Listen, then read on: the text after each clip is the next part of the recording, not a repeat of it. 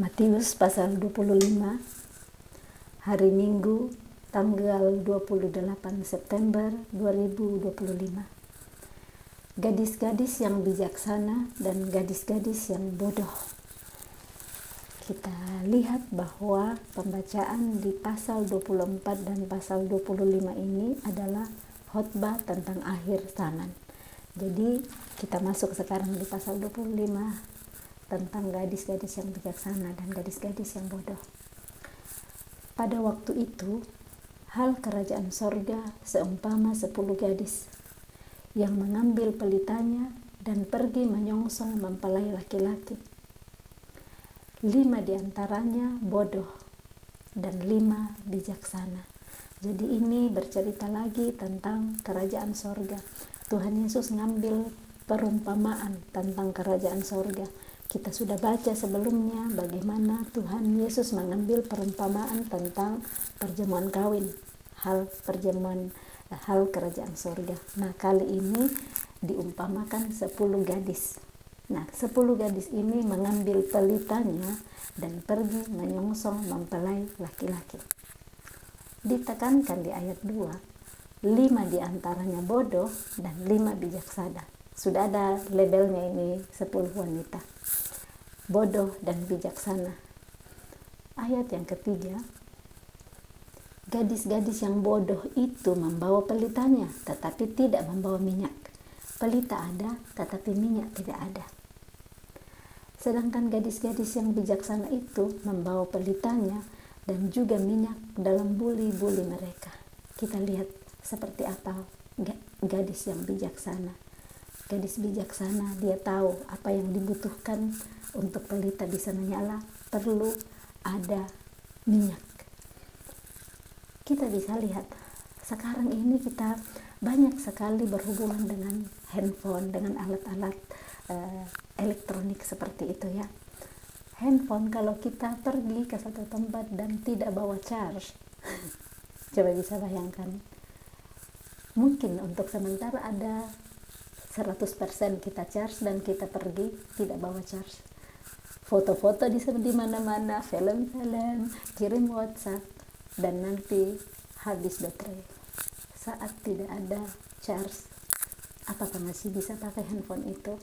Nggak bisa lagi ya. Nah, kurang lebih seperti ini tentang gadis yang bijaksana.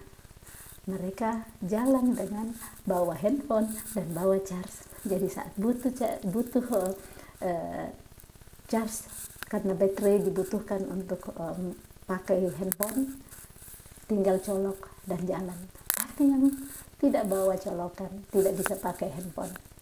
Mungkin ada yang pernah mengalami seperti itu ya. Saya mengalami, jadi saya bisa bagikan. Nah, seperti inilah gadis yang bodoh, dia bawa handphone tapi tidak bawa charge. Gadis bijaksana bawa handphone, bawa charge, bahkan bawa power bank ya. Mungkin bawa power bank biar semuanya bisa menutupi saat tidak ada lagi charge sambil jalan-jalan. Kita lihat, jadi cuman perumpamaan sederhana yang saya bisa kasih di sini untuk kita nangkap bagaimana ini 5 gadis yang bawa pelita tapi tidak bawa minyak, dan gadis bijaksana bawa pelita dan juga bawa minyak dalam buli-buli. Ini ayat yang kelima, tetapi karena mempelai itu lama tidak datang-datang juga, mengantuklah mereka semua lalu tertidur. Waktu tengah malam terdengarlah suara orang berseru, "Mempelai datang, songsonglah dia." Gadis-gadis itu pun bangun semuanya lalu membereskan pelita mereka. Jadi ke-10-nya melakukan yang sama ya, 10 sama. Mereka datang menunggu menyongsong mempelai laki-laki, mereka bawa pelita. Tetapi perbedaan, yang bodoh tidak bawa minyak dalam buli-buli. Nah, mereka juga sama-sama capek, sama-sama ngantuk, sama-sama tidur. Saat penantian dan ternyata lama ini mempelai belum datang-datang, nah disitulah kecapean menunggu. Tapi di sini saat ada teriakan tengah malam, nggak disangka-sangka ya, karena nggak ditahu kapan tibanya, nggak ada tanggal. Oh ya, akan tiba tanggal 28 September 2025, jadi pastilah siap-siap kalau seperti itu. Ini nggak ada tanggal, tiba-tiba tengah malam mereka lagi tidur, ada teriakan, mempelai datang, song-songlah dia. Tujuan mereka yang utama adalah menyongsong mempelai. Gadis-gadis itu pun bangun semuanya, sama juga ya, mereka melakukan hal yang sama. Gadis-gadis ini 10 semuanya bangun, lalu membereskan pelita mereka. Gadis-gadis yang bodoh berkata kepada gadis-gadis yang bijaksana, berikanlah kami sedikit dari minyakmu itu, sebab pelita kami hampir padam. Tetapi jawab gadis-gadis yang bijaksana itu, tidak, nanti tidak cukup untuk kami dan untuk kamu. Lebih baik kamu pergi kepada penjual minyak dan beli di situ. Akan tetapi waktu mereka sedang pergi untuk membelinya, datanglah mempelai itu, dan mereka yang telah siap sedia masuk bersama-sama dengan dia ke ruang perjamuan kawin. Lalu pintu ditutup. Kemudian datang juga gadis-gadis yang lain itu dan berkata, Tuan, Tuan, bukakanlah kami pintu. Tetapi ia menjawab, aku berkata kepadamu, sesungguhnya aku tidak mengenal kamu. Karena itu berjaga-jagalah, sebab kamu tidak tahu akan hari maupun saatnya. Kita lihat di sini bagaimana gadis-gadis yang bodoh saat dibutuhkan pelitanya, minyaknya tidak cukup lagi.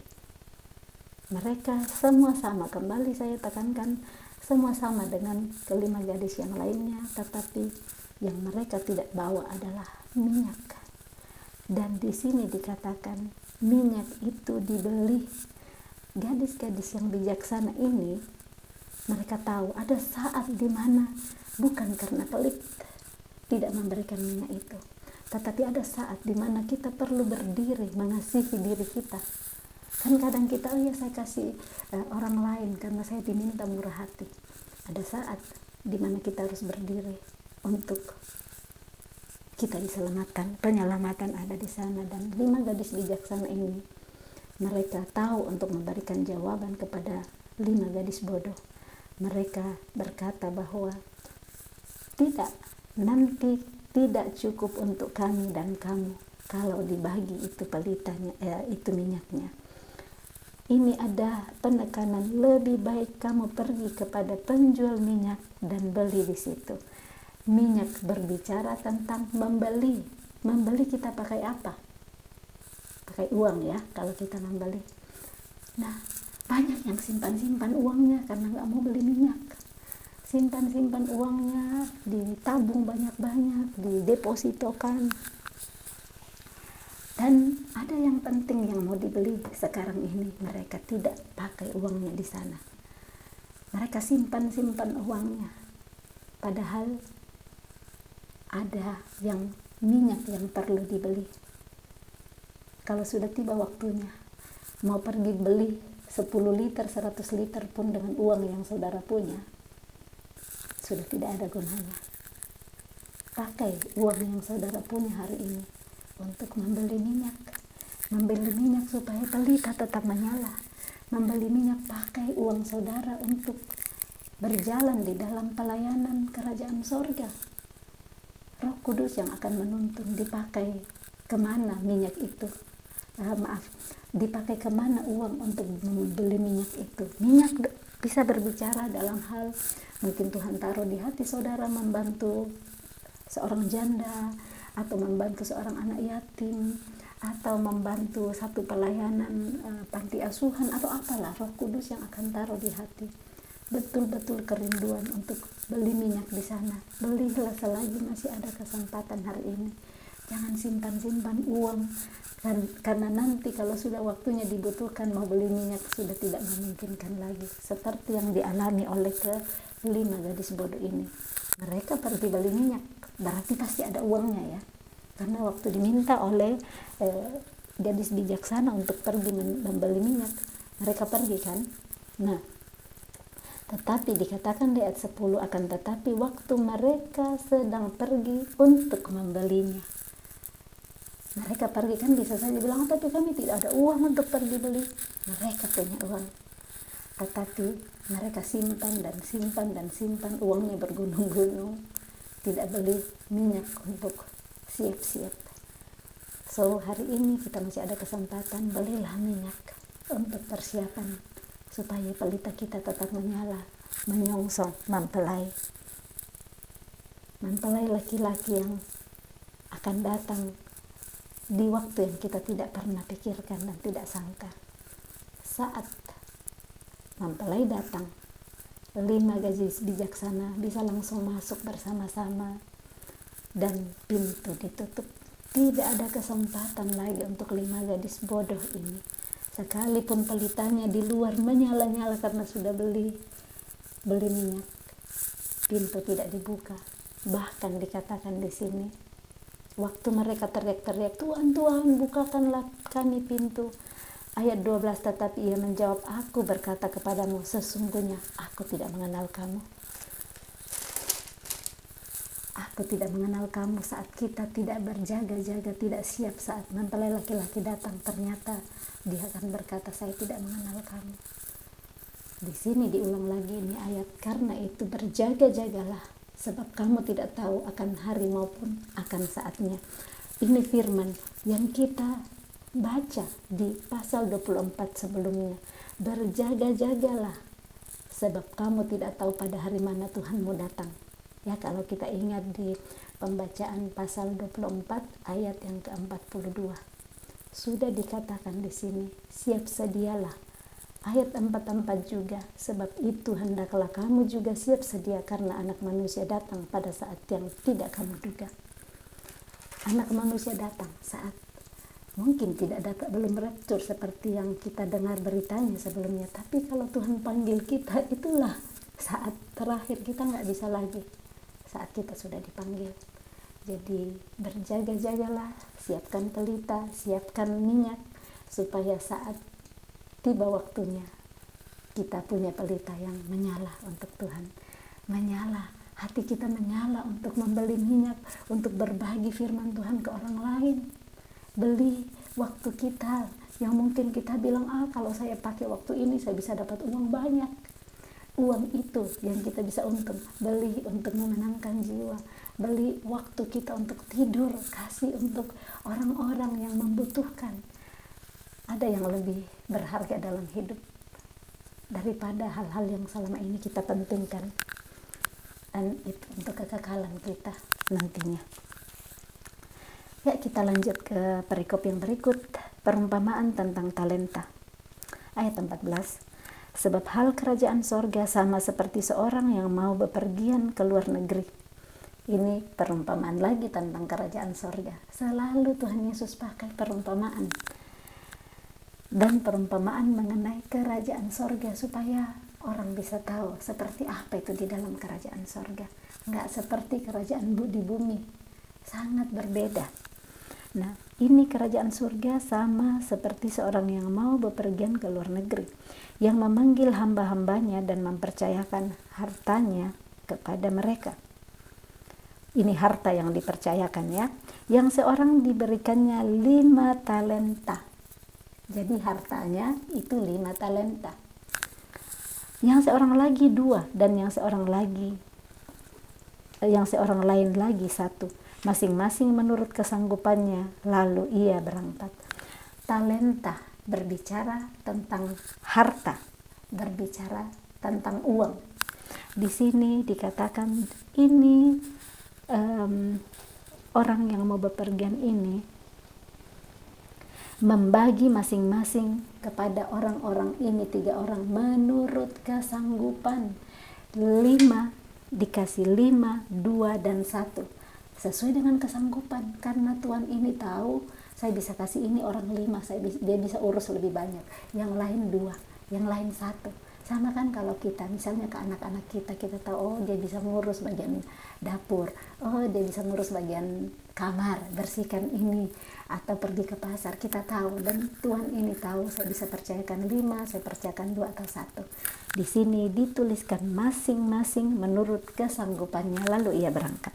Kita lanjut dulu ayat 16. Segera pergilah hamba yang menerima 5 talenta itu. Segera, gak nunggu-nunggu, langsung lakukan. Jangan bilang, ya gak apa-apa, besok-besok saja dulu deh. Segera saat tahu bahwa saudara diberkati lewat apa yang saudara lakukan, bagikan ke orang lain. Jangan simpan-simpan, jangan takut, jangan malu. Segera bagikan apa yang saudara terima dan menjadi berkat buat saudara. Supaya apa? Orang lain juga diberkati. Jangan cuma diri kita aja yang mau diberkati dengan, oh ya saya takut bagi, saya takut ini. Menahan berkat untuk orang lain. Jadi segera dia pergi. Pergilah hamba yang menerima 5 talenta itu. Ia menjalankan uang itu, lalu beroleh laba 5 talenta. Ditambah, sudah menjadi 10. Kalau nggak pernah berbagi, kita aja sendiri. Tapi kalau kita mau bagi ke orang lain, bayangkan termultiplikasi, multi level marketing. Seperti ini marketing surga ya, jiwa-jiwa itu marketing surga. Jangan cuma sibuk urus multi level yang, oh ya kalau saya dapat 10.000, saya bagi ini nanti dapat 30.000. Jangan cuma pikir itu, pikirlah jiwa. Kalau saya diberkati, saya bisa bermultiplikasi, multi level untuk orang-orang yang lain. Jadi dia dari 5 langsung dapat 10. Karena dia segera menjalankan uang itu. Ayat 17, hamba yang menerima 2 talenta itu pun berbuat demikian juga dan berlaba 2 talenta. Artinya dia juga segera pergi dan dia menjalankan yang 2 talenta itu dan dapat 2 talenta. Berarti dia sudah dapat 4 yang orang kedua. Ayat 18, tetapi hamba yang menerima 1 talenta itu pergi dan menggali lubang di dalam tanah, lalu menyembunyikan uang tuannya. Lama sesudah itu pulanglah tuan hamba-hamba itu, lalu mengadakan perhitungan dengan mereka. Akan selalu ada perhitungan dalam hidup. Pada akhirnya nanti, di masa penghakiman, akan ada perhitungan antara Tuhan di sorga dengan kita. Semua talenta yang dia sudah berikan, apakah kita sudah gandakan atau kita kuburkan di dalam tanah. Lanjut dulu. Hamba yang menerima 5 talenta itu datang dan ia membawa laba 5 talenta. Katanya, Tuan, 5 talenta Tuan percayakan kepadaku. Lihat, aku telah beroleh laba 5 talenta. Maka kata tuannya itu kepadanya, baik sekali perbuatanmu itu, hai hambaku yang baik dan setia. Engkau telah setia dalam perkara kecil.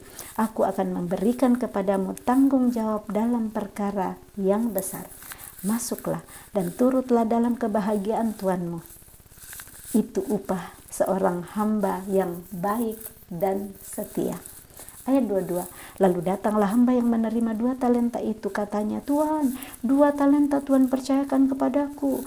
Lihat, aku telah beroleh laba 2 talenta. Maka kata tuannya itu kepadanya, baik sekali perbuatanmu itu, hai hambaku yang baik dan setia. Engkau telah setia memikul tanggung jawab dalam perkara yang kecil. Aku akan memberikan kepadamu tanggung jawab dalam perkara yang besar. Masuklah dan turutlah dalam kebahagiaan Tuanmu. Jawaban si Tuan sama kepada yang dapat 5 talenta dan dapat 2 talenta. Nggak bilang, oh ya kan dia lebih yang 5, beda. Ini sama jawabannya. Dikatakan engkau hamba yang baik dan setia. Karena si Tuhan tahu bahwa dia memberikan sesuai dengan kesanggupan orang-orang itu. Yang utama adalah bagaimana dia menggandakan, bagaimana dia menghargai kepercayaan tuannya. Yang 2 orang ini sama-sama posisi mereka menggandakan kepercayaan tuannya. Jadi jangan bilang, oh ya kasihan kan saya, sedikit sekali Tuhan kasihkan saya kepercayaan ini. Kalau dia di sana begini, Tuhan kita lihat di sini. Yang Tuhan tidak lihat ada yang 5 atau ada yang 2. Yang Tuhan lihat bagaimana mengerjakan dengan sepenuh hati, menggandakan kepercayaan sorga kepada kita. Supaya kita bisa lihat di sana ya, bagaimana di situ. Nah, kita lihat dulu yang tadi ya, masuklah dan turutlah dalam kebahagiaan Tuhanmu. Akan diterima bersama-sama dengan Raja saat kita setia melakukan apa yang sudah dipercayakan kepada kita. Nah, kalau kita dipercaya baru kita malah mencuri dari orang yang mempercayakan kita, pasti satu kali kita akan ditendang keluar dari pekerjaan kalau kita nggak bisa dipercaya. Ayat 24, kini datanglah juga hamba yang menerima 1 talenta itu dan berkata, Tuhan, aku tahu bahwa Tuhan adalah manusia yang kejam, yang menuai di tempat di mana Tuhan tidak menabur dan yang memungut dari tempat di mana Tuhan tidak menanam. Karena itu aku takut dan pergi menyembunyikan talenta Tuhan itu di dalam tanah. Ini terimalah kepunyaan Tuhan. Maka jawab tuannya itu, hai kamu hamba yang jahat dan malas. Jadi kamu sudah tahu bahwa aku menuai di tempat di mana aku tidak menabur dan memungut dari tempat di mana aku tidak menanam. Karena itu, sudahlah seharusnya uangku itu, garis bawah ini uang itu ya, uangku itu kau berikan kepada orang yang menjalankan uang, supaya sekembaliku aku menerimanya serta dengan bunganya. Ini ditekankan tentang uang. Jadi talenta itu uang. Selama ini kita sudah terlalu terbiasa talenta nyanyi, talenta masak, talenta bikin gunting rambut atau apa ya. Supaya jelas hari ini yang selama ini terbiasa bilang talenta, ini talentaku, saya suka melukis atau apa ya, talentaku begini.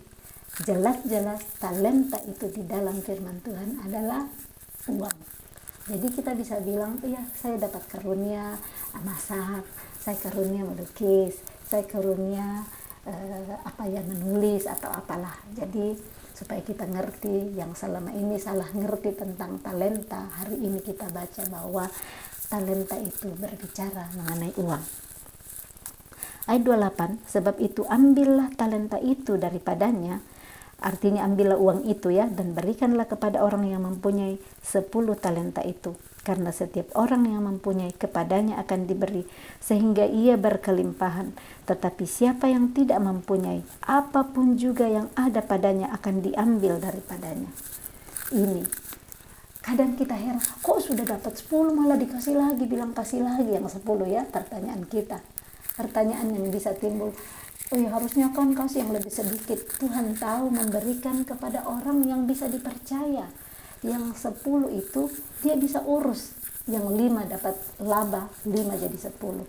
Dia dipercaya. Dan ini dikatakan bahwa setiap orang yang mempunyai kepadanya akan diberi, sehingga ia berkelimpahan. Jadi kita sistem dunia yang kurang aja dikasih, ini malah yang sudah punya yang diberi supaya lebih berkelimpahan. Tetapi siapa yang tidak mempunyai, ini pegang baik-baik, apapun juga yang ada padanya akan diambil daripadanya.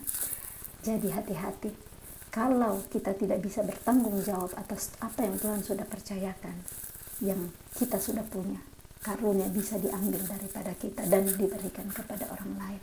So mungkin kita sudah selama ini kurang menghargai karunia yang Tuhan berikan, panggilan yang Tuhan percayakan pada kita. Kita simpan karena malu, karena takut nanti orang bilang saya aduh sok-sok rohani, atau saya ditolak-tolak saat saya ngajak orang, padahal saya sudah tahu saya diberkati di sana. Siap sedialah ditolak, siap sedialah berulang-ulang, mau dikata-katain, mau apa. Kalau ada Tuhan yang mengerjakan pekerjaan baik itu di dalam hati saudara, jangan nyerah, lakukan terus, kasih itu panjang sabar, kasih itu nggak nyerah, sampai kalau ada kerinduan Tuhan taruh di hati untuk keselamatan saudara kita, keselamatan teman-teman kita, keselamatan bos kita, jangan nyerah, jangan pergi kubur itu karunia, berkat yang Tuhan berikan untuk nantinya bisa berkembang dan berkembang dan berkembang untuk kemuliaan Tuhan. Yang dapat kelimpahan siapa? Saudara sendiri yang akan dikatakan mari masuklah, turutlah dalam kebahagiaan Tuhanmu. Kalau dengar ini kita nggak akan main-main lagi, dan kita nggak akan sensi-sensi lagi kalau kita ditolak satu kali sama teman yang kita ajak. Maju lagi, bukan untuk cari upah, tapi itulah yang Tuhan bilang, dia akan panggil kita, mari masuk hai hambaku yang baik dan setia. Supaya dengan adanya ini kita semakin semangat dan nggak usah takut lagi, nggak usah malu lagi, dan malah nanam di bawah tanah. hal-hal yang Tuhan mau kita bahagi ke orang lain, supaya semakin banyak orang yang mengalami berkat seperti yang kita alami. Jangan kita nikmati berkatnya sendirian, tetapi pastinya supaya kita rindu juga yang lain disentuh Tuhan, mengenal Tuhan dengan benar melalui kesaksian-kesaksian kita, melalui kesabaran kita kepada orang lain. Yang berikut, dan campakkanlah hamba yang tidak berguna itu ke dalam kegelapan yang paling gelap. Di sana akan terdapat ratap dan kerta gigi. Ada upah juga ya bagi yang gak kerjakan. Talenta yang diberikan, uang yang diberikan, ada bagiannya. Yang setia dan taat masuk ke dalam kebahagiaan tuannya, pesta bersama-sama. Tetapi yang tidak melakukan, dia akan dicampakkan, dikatakan hamba yang tidak berguna, bukan lagi hamba yang baik dan setia seperti dua orang. Dan itu akan dicampakkan ke dalam kegelapan yang paling gelap. Sudah gelap, paling gelap lagi, pekat-pekat benar-benar. Dan di sana yang terdapat di kegelapan itu hanya ratap dan kerta gigi. Masih ada kesempatan hari ini, masih ada.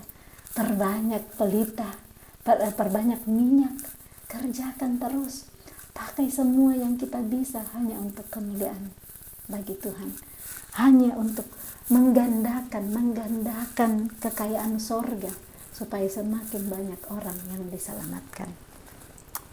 Berikut penghakiman terakhir. Apabila anak manusia datang dalam kemuliaannya dan semua malaikat bersama-sama dengan dia, maka ia akan bersemayam di atas tahta kemuliaannya. Lalu semua bangsa akan dikumpulkan di hadapannya, dan ia akan memisahkan mereka seorang daripada seorang, sama seperti gembala memisahkan domba dari kambing. Dan ia akan menempatkan domba-domba di sebelah kanannya dan kambing-kambing di sebelah kirinya.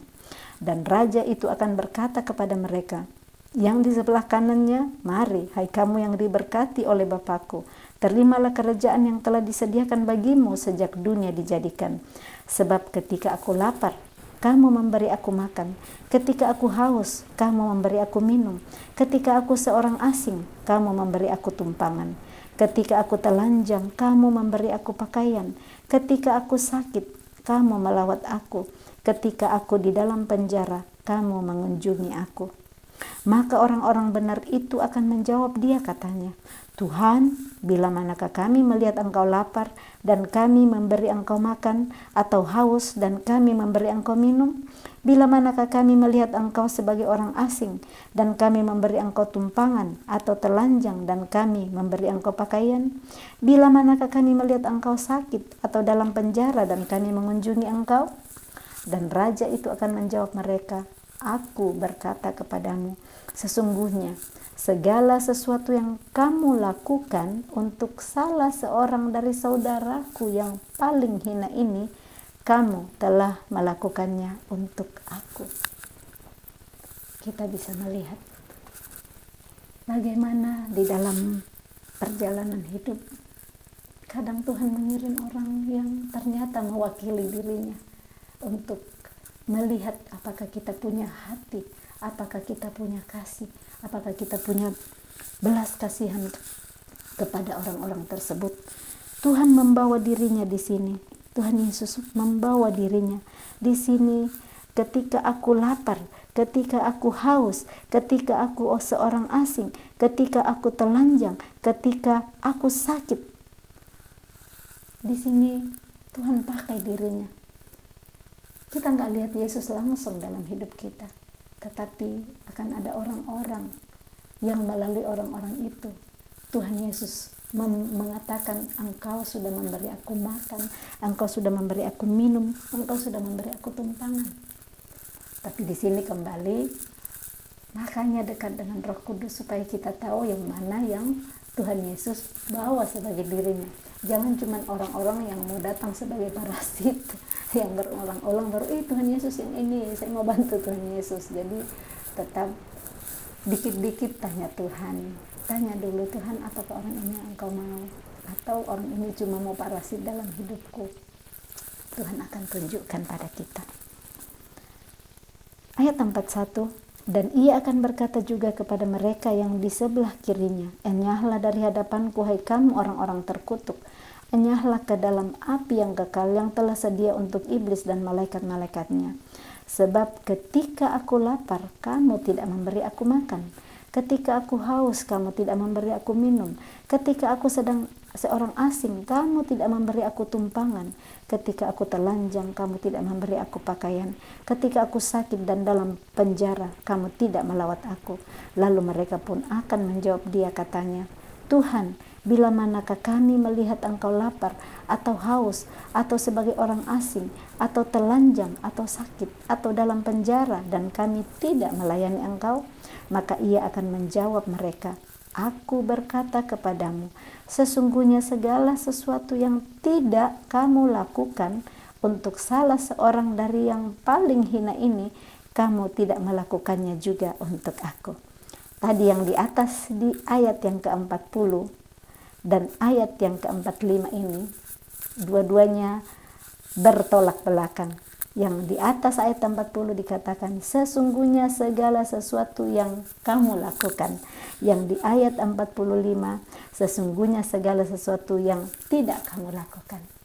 Untuk salah seorang dari yang paling hina ini, kamu tidak melakukannya juga untuk aku. Dan mereka ini akan masuk ke tempat siksaan yang kekal, tetapi orang benar ke dalam hidup yang kekal. Amin. Firman Tuhan yang luar biasa di hari Minggu ini kiranya terus menolong kita untuk hidup benar di hadapan Dia, untuk semakin tahu kebenaran dan kerinduan Tuhan di dalam kehidupan kita, supaya hari ini saat Tuhan kirim orang yang kita perlu untuk belas kasihani, kita akan berbelas kasihan. Jangan kita bilang, nggak usah deh saya urus orang ini, dia nggak bisa kembalikan kepada saya. Malah Tuhan Yesus mau saat kita lihat orang yang paling hina, bukan orang yang bos-bos aja ya, yang ya kan dia bos, saya urus sebaik-baiknya. Kalau dia bos kan seperti itu manusia ya. Kalau orang yang berpangkat dihormati, langsung sini pak, ditarikin kursi, mau minum apa, kasihan orang yang kelihatannya rendahan, dibukain pintu pun untuk masuk, enggak. Mulailah dengan firman Tuhan hari ini, sanggup mengubah cara berpikir kita, sanggup mengubah mindset kita. Masih ada waktu memperbaiki hari ini. Yang kita sudah lakukan kemarin, yang Roh Kudus taruh di hati kita hari ini, akan segera kita ganti, supaya kita hidup dengan petunjuk-petunjuk yang diperintahkannya, supaya kita tetap setia, berjaga-jaga, melakukan segala perintahnya, melakukan segala ketetapan-ketetapannya. Dan saat Dia datang, Dia akan bukakan pintu untuk kita dan berkata, mari hambaku yang baik dan setia. Engkau telah setia memikul tanggung jawab dalam perkara kecil. Engkau telah memperhatikan aku, melakukan kepada aku saat aku membutuhkan engkau, di saat lapar, haus, butuh tumpangan, saat lemah, engkau ada menolong saya. Mari masuklah dan turutlah bersama-sama di dalam kebahagiaan Tuhanmu. Salam kasih, Tuhan Yesus memberkati. Shalom.